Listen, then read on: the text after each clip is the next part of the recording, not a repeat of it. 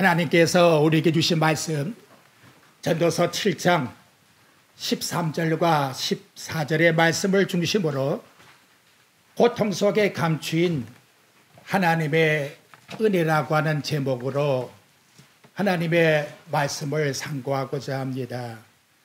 인간은 누구에게나 아름다운 장미꽃에 가시가 있듯이 고통의 아픔이 있습니다.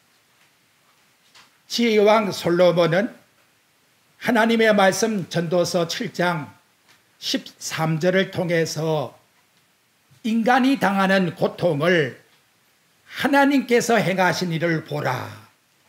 하나님께서 굽게 하신 것을 누가 능히 곱게 하겠느냐라고 일러주고 있습니다.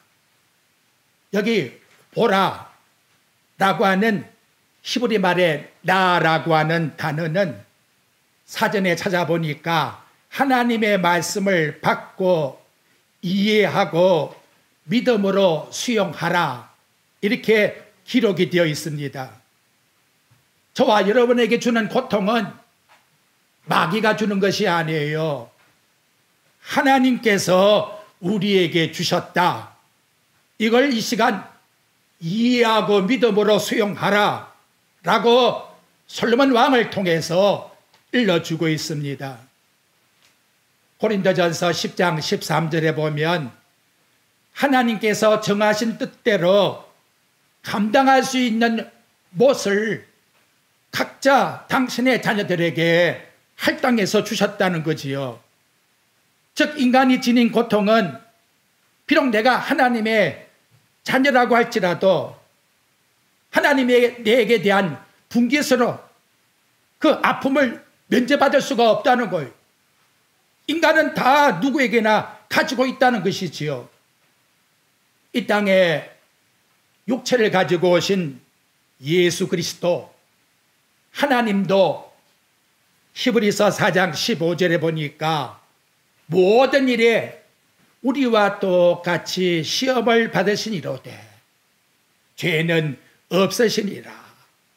그리고 죄가 없는 인간으로 오신 하나님이 십자가에 참혹한 죽음을 당하셨다. 이렇게 일러주고 있는 것입니다. 그러므로 하나님 나 고통 없이 살게 해주세요 라고 만약 마음에 원한다 하면 그는 고통을 가진 인간의 하나의 바람에 불과한 것이지 누구나 다 고통 속에 이걸 피할 수 없는 것이 하나님의 뜻이라는 것을 오늘 하나님의 말씀을 통해서 나타내 주고 있습니다. 그럼 왜 우리 인간에게 고통이 들어왔어요? 라고 하는 질문을 하겠지요. 그래서 성경은 창세기 3장 17절에 보니까 비로소 고통이란 단어가 나타나기 시작합니다.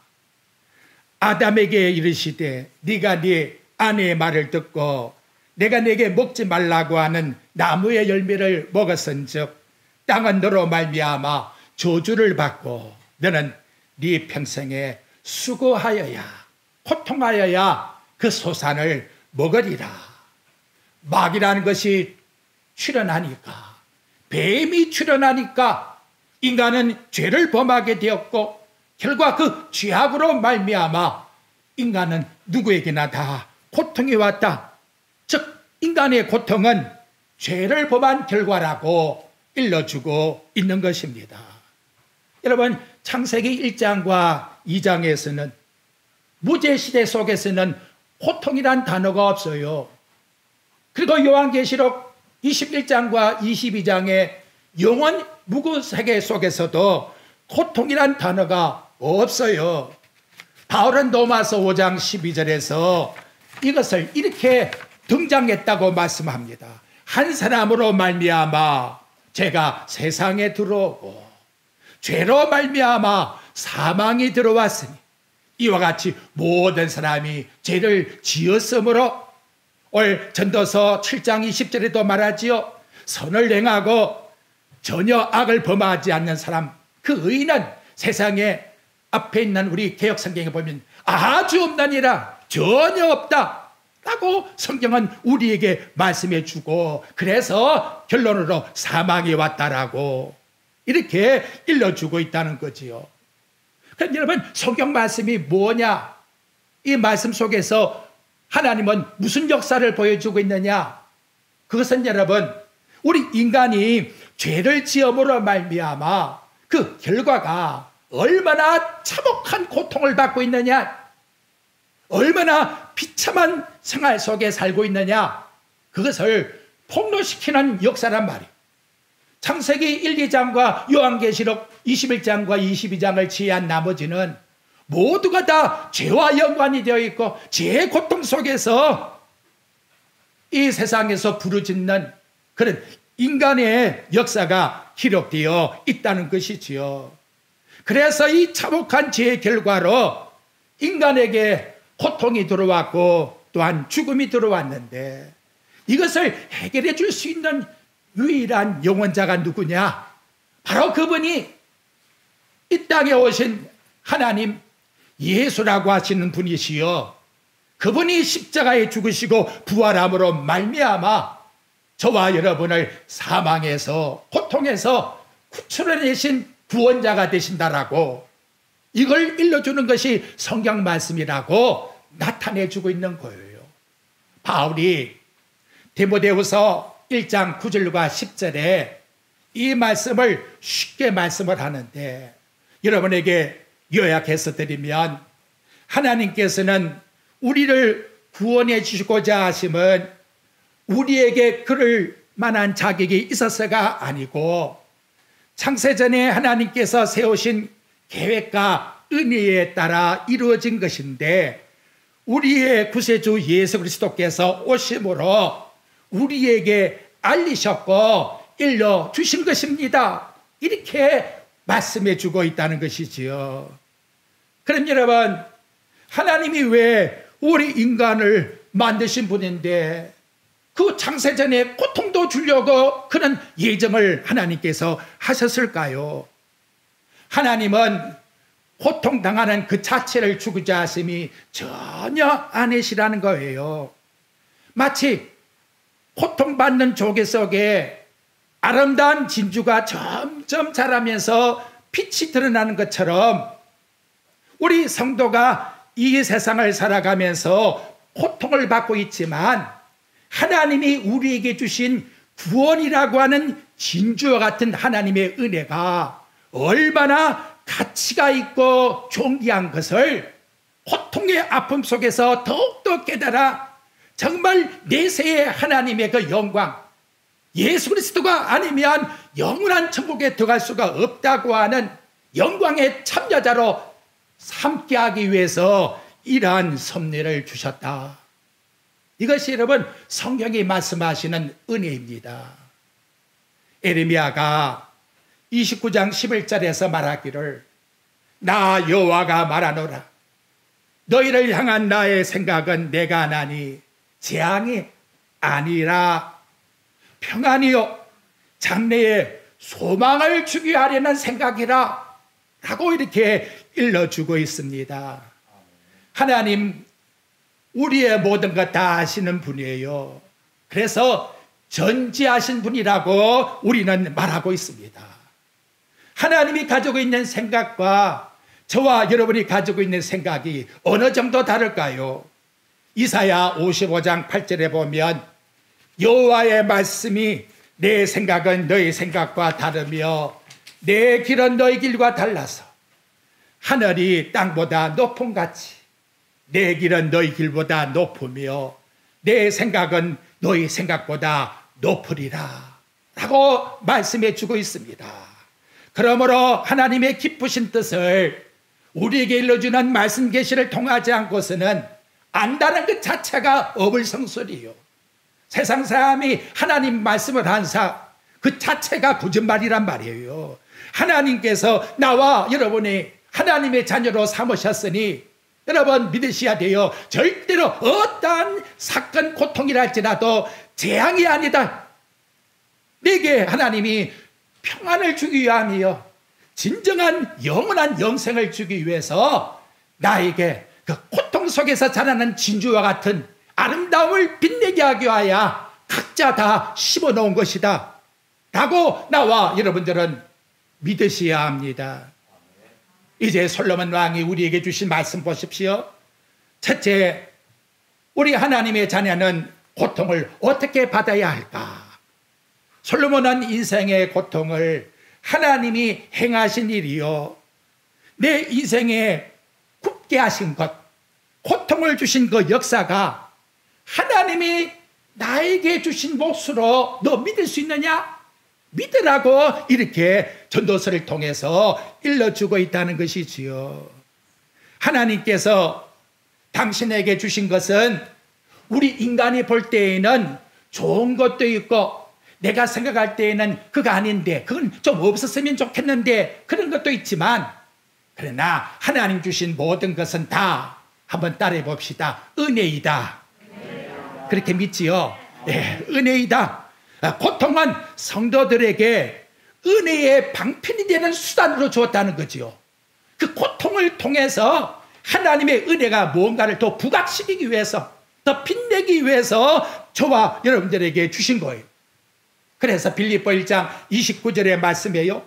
그리스도를 위하여 너에게 은혜를 주신 것은 다만 그를 믿을 뿐 아니라 또한 그를 위하여, 따라해 봅시다, 고난도 받게 하려 하심이라.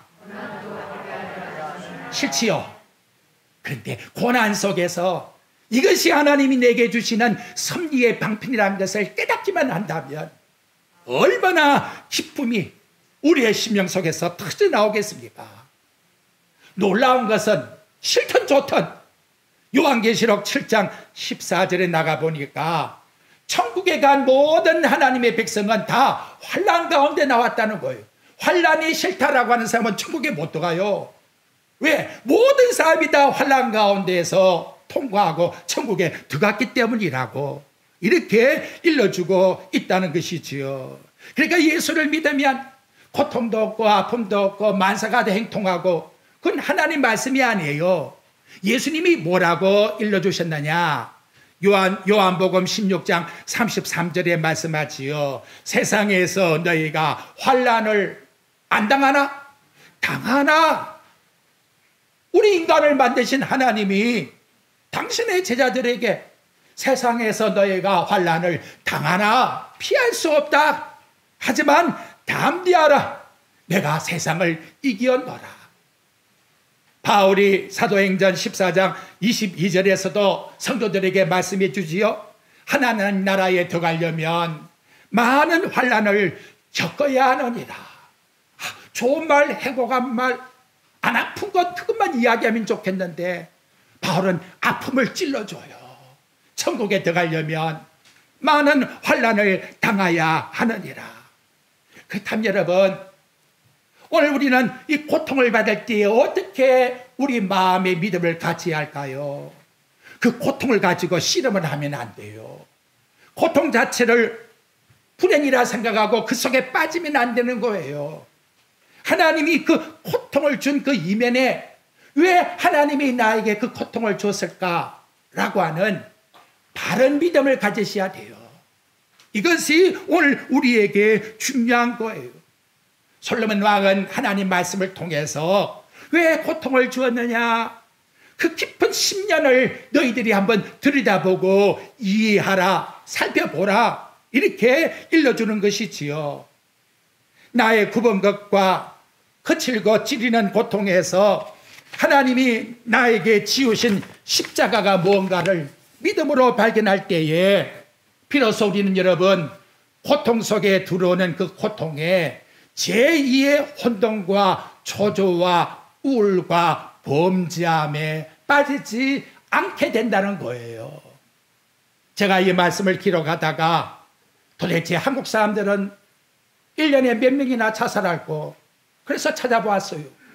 그랬더니 2021년도에 13,352명이라 그렇게 통계가 나오더라고요.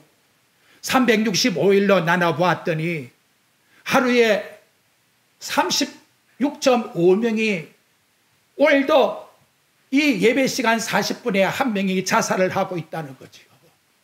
이 소중한 생명을 그냥 자기 자신이 피가 내서 포기하고 있어. 얼마나 심각한 문제입니까? 그런데 성경은 뭐라고 합니까? 너 고난이 있으니까 자살하라, 그렇게 말씀하고 있어요. 내 생명이 천하보다 귀하니라.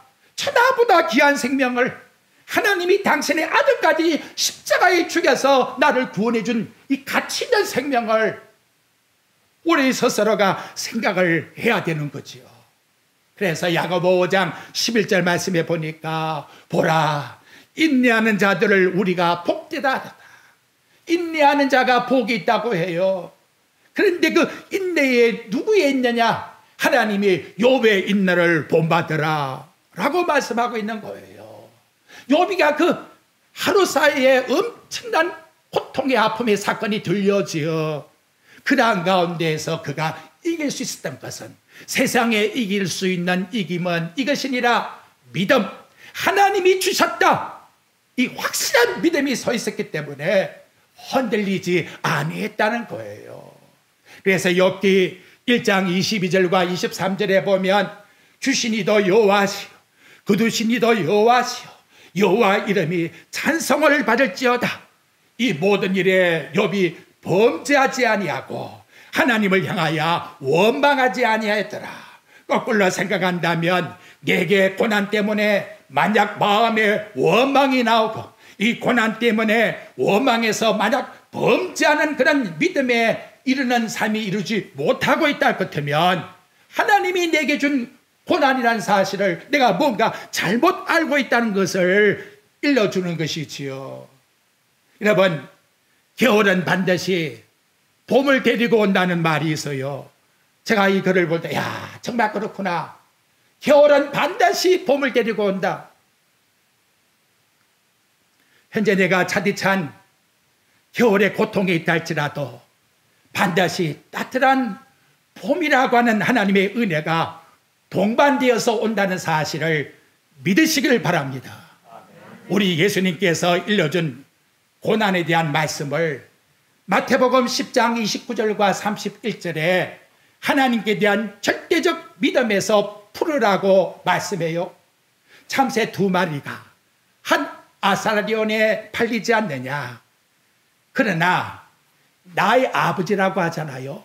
너희 각자의 아버지께서 허락지 아니하면, 왜? 모든 사람들에게 일어날 수 있는 일이기 때문에 사고 파는 일이 한 아사리온 참새 2마리 얼마든지 장터에 가서 주고받을 수 있는 그런 사건인데, 그것이 너희 아버지가 허락지 아니하면 하나도 땅에 떨어지는 법이 없다. 그래서 너희 머리털까지 다 세신 바 되었다 라고 이와 같이 일러주고 있습니다. 예수님이 지금 우리에게 일러주는 말씀이 뭐예요? 너희는 정말 하늘에 아버지가 계신다는 것을 늘 무엇이 가운데서도 믿을 수가 있느냐? 각자의 아버지 되신 하나님이 자녀된 너희들에게 머리털 하나까지도, 참새 2마리가 한 아사리온에 팔린 것까지도 간섭하고 있다는 것을 너는 어떻게 생각하고 너는 어떻게 행동하고 있느냐? 아버지가 허락지 아니하면 아무것도 할 수가 없다는 것을 믿어라. 이것이 하나님께서 주신 말씀이에요. 그러면 우리가 믿는 저와 여러분의 아버지는 어떤 분입니까? 예수님이 마태복음 7장 9절부터 11절에 일러주지요. 너희 중에 누가 떡을 달라고 하면 돌을 주며 생선을 달라고 하면 뱀을 줄 자가 있느냐? 악한 자식 부모라도 좋은 걸 자식에게 줄 줄 알거든. 하물며 하늘에 계신 너희 아버지, 우리 각자가 믿는 그 아버지 하나님, 나와 여러분이 믿는 그 아버지가 구하는 자에게 좋은 걸 주시지 않겠느냐. 그래서 누가복음 11장 13절에 보니까 구하는 자에게 성령을 주시지 않겠느냐. 예수 그리스도를 믿는 이 자체가 얼마나 귀중한 것인가를 아버지가 자녀에게 주었다는 걸 너 확실히 믿을 수가 있느냐라고 말씀하고 있다는 것이지요. 제가 다른 번역본을 보니까 한 아사리온을 뭐라고 표현했느냐? 동전 몇 푼에 팔리지 않느냐 그랬어요. 죄송해요. 은행에 가면 10원짜리나 이런 게 동전 나오면 뭐예요? 모금 저기다 넣어야지. 이 동전 매품은 우리 생각할 때 어떻게 생각합니까? 관심이 없다. 하찮네. 별거 아무것도 아니야. 근데 하찮은 것, 별로 관심이 없는 것, 그것도 여러분 천지를 창조하신 하나님의 결정에 따라서 이루어지고 있다는 것을, 하나님이 그 돈 10원 몇 개를 허락지 아니하면 너 가질 수 없다는 걸 너 믿을 수 있니? 이렇게 여러분 세밀하신 하나님의 섭리를 믿으십니까? 이 믿음을 가져야 고통이란 사건을 이겨낼 수가 있게 되는 기초가 되는 거예요. 우린 여러분 나의 나됨이 하나님의 은혜라고 얼마나 고백합니까? 그래서 찬송도 부르지요. 그리고 나의 나됨이 하나님의 은혜입니다. 그러면 뭐라고 합니까? 아멘 그러잖아요. 그럼 여러분 내게 들어오는 그 번민의 신음의 고통, 내 마음속에 주는 밀려 들어오는 파도 같은 근심의 고통, 그것이 하나님이 내게 은혜로 주었다는 사실로 여러분은 인정할 수 있습니까? 그래야 모든 것이 다 하나님의 은혜라고 하나님 앞에 아멘할 수 있는 믿음이 아닐까요? 자, 우리 한번 다시 나 자신을 생각해 봅시다. 근데 성경은 참 오묘해요. 우리만 당하는 것이 아니고 야고보 1장 2절에 보니까 내 형제들아, 그 당시에도 수많은 하나님의 자녀들이 고통을 여러 가지로 당하거든. 여러 가지로 당하거든. 여러 가지의 빛깔, 색깔로 너희들이 오거든. 온전히 여러분의 생각을 한번 해답을 내봐요. 뭐라고 내놓아야 될까요? 온전히 슬퍼하라, 근심하라. 그런데 하나님의 말씀은 온전히 따라해 봅시다. 기쁘게 여겨라. 고백하기가 힘들지요. 우리 솔직히 한번 이야기해 봐요. 기쁘게 여기라고 우리에게 말씀해 주고 있는 거예요. 하나님이 이 고통을 통해서 내게 은혜를 주고자 한 방편으로 나에게 주었으니 하나님이요 이 고통 속에서 나에게 어떤 은혜를 주시려고 하시나이까 하고 어떻게 기쁘게 여기라. 그렇게 안 되면 둘 중에 하나요. 광야에 나온 이스라엘 백성 보니까 하나님의 만나 반석에 나오는 물 은혜로 여기지 아니하니까 반드시 원망과 불평이 나오고 마음은 저 애굽으로 돌아가자. 예수 안 믿을 때가 더 좋아. 세상으로 가자. 이렇게 된다는 거죠. 그러니까 오늘 여러분의 우리 모든 삶은 하나님이 나에게 주신 것이라는 것을 항상 가시가 탈지라도 그래야 여러분 장미꽃을 볼 수 있는 거 아니에요. 장미꽃만 보겠다 하면 안 되잖아요. 가시가 있는 거지요. 그래서 장미꽃에 아름다운 향기가 나오지요. 기쁘게 여기라고 말씀합니다. 다음, 고통은 어떻게 이겨야 할까요? 해답은 여러분 너무나 명료하고 간단해요. 베드로전서 5장 7절에 보니까 너희 염려를 다 주께 한번 따라해 봅시다. 맡기라. 맡기라. 그런데 맡기는데 이 부분이 아니에요. 다. 그럼 그 다라고 하는 그 말씀 속에 조금 전 내가 말씀한 예수님의 말씀을 생각해 봐요. 동전 몇 푼, 그 보잘것없는 것, 관심 없는 것, 그 동전 몇 개, 그것까지도 하나님이 허락지 아니하면 나에게 내 호주머니에 내 지갑에 들어올 수가 없습니다는 사실을 믿으라는 거지요. 그걸 믿는다 하면 동전 몇 푼도 하나님께 뭐한다? 맡겨야 되는 거예요. 기도해야 된다는 것이지요. 어떻습니까? 큰 돈은 하나님께 구하고 작은 것 사스러운 몇 푼 안 되는 것, 관심 없는 것은 그저 내 생각대로 내 힘대로 살아가려고 그런 마음을 품고 있습니까? 벌써 내 마음에 이중적 마음이 나오잖아요. 빌립보서 4장 6절에 보니까 아무것도 염려하지 말고 여기도 다만 오직 모든 일에 기도와 간구로 너희 구할 것을 감사함으로 하나님께 아뢰라 라고 이렇게 우리에게 일러주고 있는 거지요. 달든 써든 다 하나님 내게 필요한 은혜이기 때문에 내게 고통을 통해서 주는 방편입니다 하는 마음을 우리 마음속에 가져야 된다는 거예요. 근데 우리 한번 솔직히 고백해 봅시다. 저나 여러분이나 주님께 맡기지 못하고 있다는 것이 뭘까? 그게 여러분 우리 기도 속에서 나타나고 있다는 것이지요. 여러분 각자의 기도를 한번 생각해 보십시오. 저와 여러분이 하나님께 기도한다.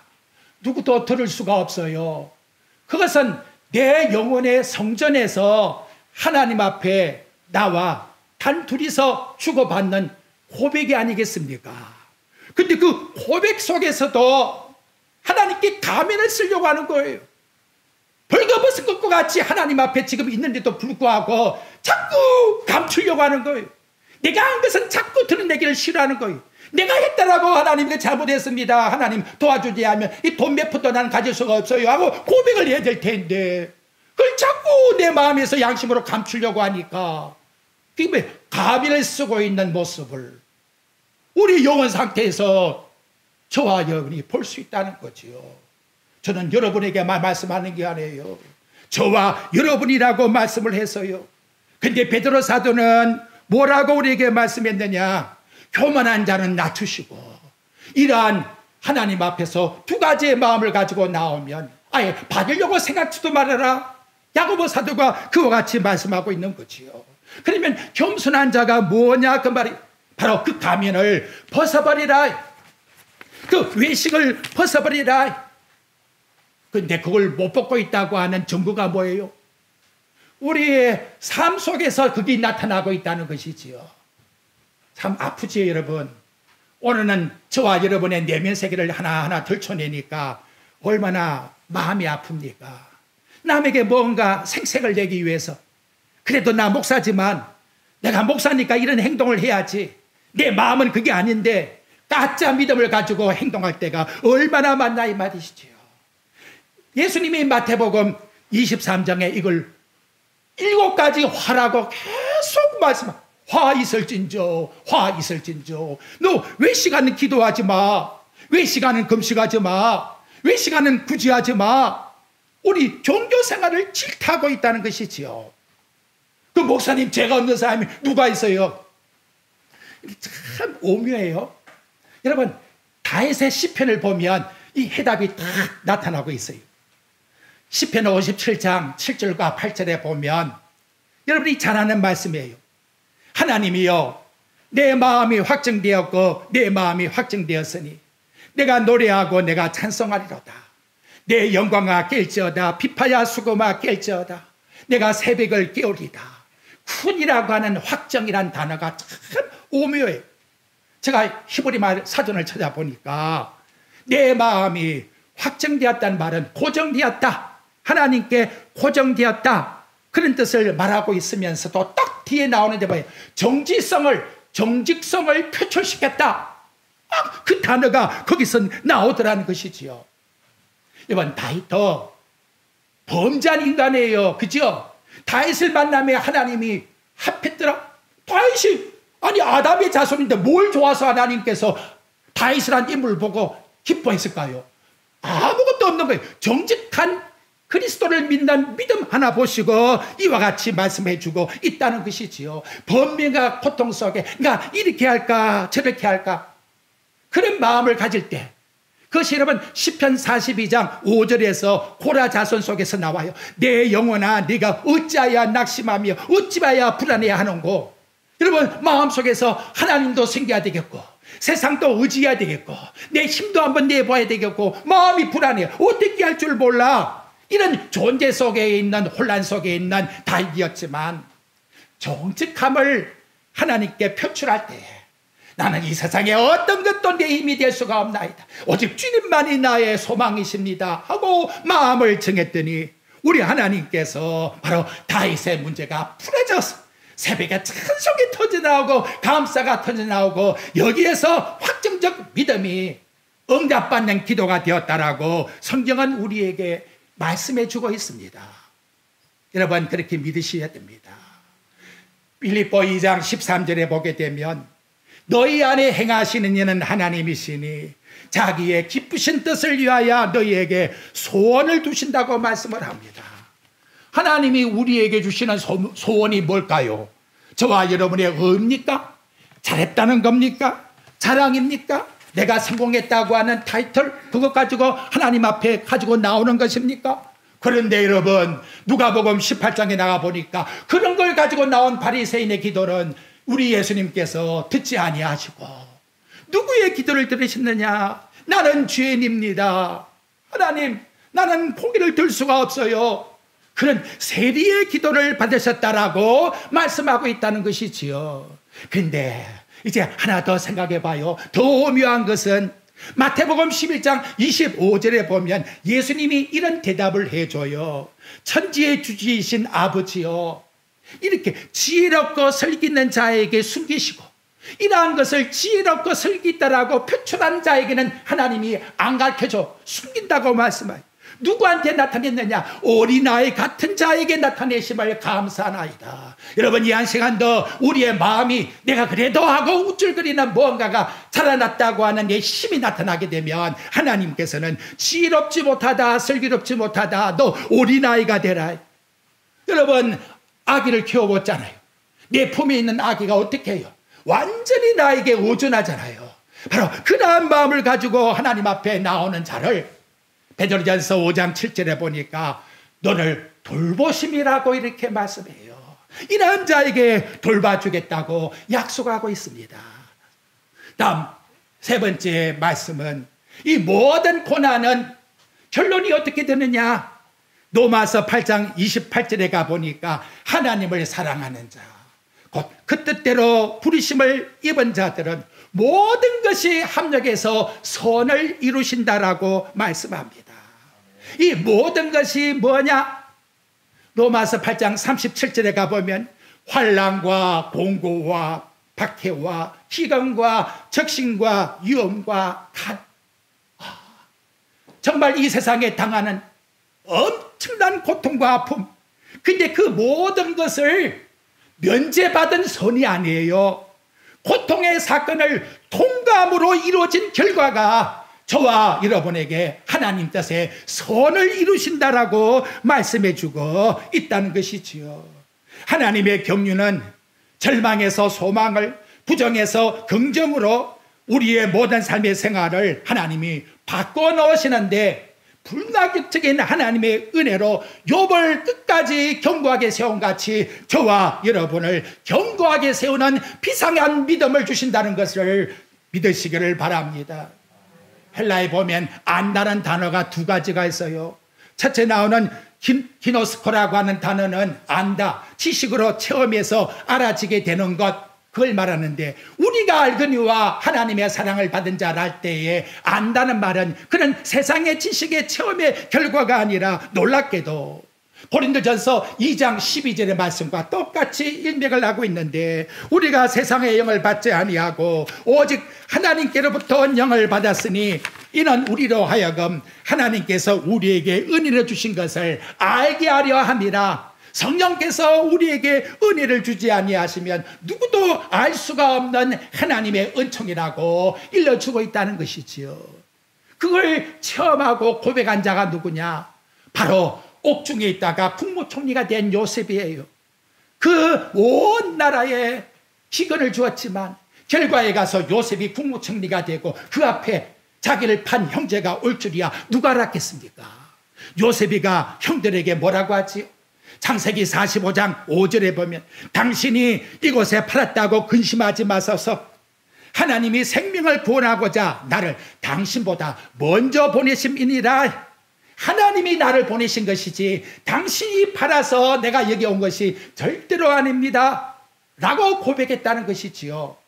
그가 여러분 술 맡은 장관에게 해주었더니 기대를 걷죠. 그런데 2년 동안 지나도 또 감옥 속에서 고통이 있어. 여러분 한번 생각해 보요. 그때 만약에 요셉이가 풀려 나왔다 하면 육체는 좋겠지만 애굽의 국무총리가 되겠어요? 우리 하나님의 놀라운 선의는 째째한 것이 아니라는 거예요. 여러분, 저와 여러분이 지금 존재하고 있다는 자체가 나는 지금 고통스러워서 아파합니다 하나님, 이렇게만 생각할 것이 아니고 세상이 존재하는 그와 같은 삶이 있는 것이 저와 여러분 하나님의 백성이기 때문에 지금 존재하고 있다는 것을 믿으셔야 돼요. 에레미야 5장에 나오잖아요. 의인 한 명만 있다 할지라도 예루살렘 성을 멸망하지 않겠다고. 이 대한민국이 하나님의 은혜 가운데 지닌 것은 하나님의 자녀인 저와 여러분이 있기 때문에 하나님께서 보살피고 있다고 하는 이 왕같은 제사장의 건의의식을 왜 포기하고 있나 이 말이지요. 당당하게 저와 여러분은 포기하지 말고 하나님의 주권 속에서 나는 살아가는 하나님의 왕이라고 하는 사실을, 왕같은 제사장이 되었다는 사실을 믿고서 살아가야 된다라고 하는 것입니다. 이제 우리 성도들 차삭거리는 얕은 파도 속에 깜짝깜짝 놀리지 마요. 그 파도를 치고 있는 깊은 심령 속에, 바닷물 속에 아름다움을 그 깊은 곳에 들어가야 볼 수 있는 것과 같이 지금 우리가 당하는 고통 때문에 깜짝깜짝 놀리고 잠도 못 자고 마음이 덜렁덜렁하면 어떻게 하나님의 은혜를 느끼겠습니까? 그래서 바울이 우리에게 던져준 말씀이 있습니다. 들을 때마다 눈물이 나요. 로마서 5장 8절에서 말씀합니다. 내가 아직 죄인 되었을 때에 그리스도께서 나를 위하여 죽으심으로 하나님께서 나에게 대한 자비의 사랑을 확정하셨느니라. 십자가의 그 깊은 은혜 속에 들어가서 그 은혜를 맛볼 수 있는 자가 누굴까요? 십자가의 사랑을 깨닫지 않고서는 누구도 맛볼 수가 없습니다. 내게 왜 이렇게 하십니까 하고 원망 불평한다면 하나님은 너 때문에 내 아들이 십자가에 죽었단다 라고 이렇게 우리에게 일러주고 있는 말씀을 들으셔야 돼요. 결론을 맺읍시다. 올 우리에게 주시는 이 모든 고통이라고 하는 시련은 하나님의 불변적 법칙이에요. 피할 수가 없는 법칙이에요. 그런데도 불구하고 우리가 하나님을 사랑한 것이 아니라 요한일서 4장 19절에 보니까 하나님이 우리를 사랑하사 우리를 하나님의 자녀로 삼아 주었으니 자녀의 삶 속에서 고통이 있다 할지라도 아버지는 좋은 걸 나에게 주신다고 했는데 우리 하나님 나에게 주시고자 하시는 그 아름다움의 은혜가 뭘까? 십자가로 돌아가서 십자가의 은혜 속에 내가 빠질 때에 놀라운 하나님의 은혜를 받으면 나도 모르게 눈에서 눈물이 흘러내리는 것이요. 그다음부터는 내가 결단했으니 하고 다윗과 같이 모든 문제가 해결되어진다는 것을 우리에게 말씀으로 일러주고 있습니다. 마지막 결론, 여러분 오늘 전도서 7장 14절 봅시다. 한번 같이 읽어볼까요? 그 앞에 있는 말씀만 읽어봅시다. 시작. 형통한 날에는 기뻐하고 공고한 날에는 되돌아보아라. 여러분이 형통하십니까? 뭐하라? 기뻐. 토브란 단어는 하나님이 세상을 창조하시고 기뻐하셨다는 단어와 똑같은 단어예요. 여러분 하나님께 이런 즐거움을 가지고 감사합니까? 마땅한 거라고 말씀하고 있어요. 공고하냐? 고통이 들어왔느냐? 뭐하라? 되돌아보아라. 어디로 가라? 십자가로 가라. 십자가로 가라. 예수 그리스도의 십자가로 가서 되돌아보아라. 성도에게는 죽음도 하나님의 은혜입니다. 저와 여러분 하나님을 사랑하는 성도로서 우리의 고통을 합력하여 선하게 만드시는 삼위일체 하나님께 찬양하며 날마다 말씀 안에서 승리하는 삶이 되시기를 주님의 이름으로 축복드립니다.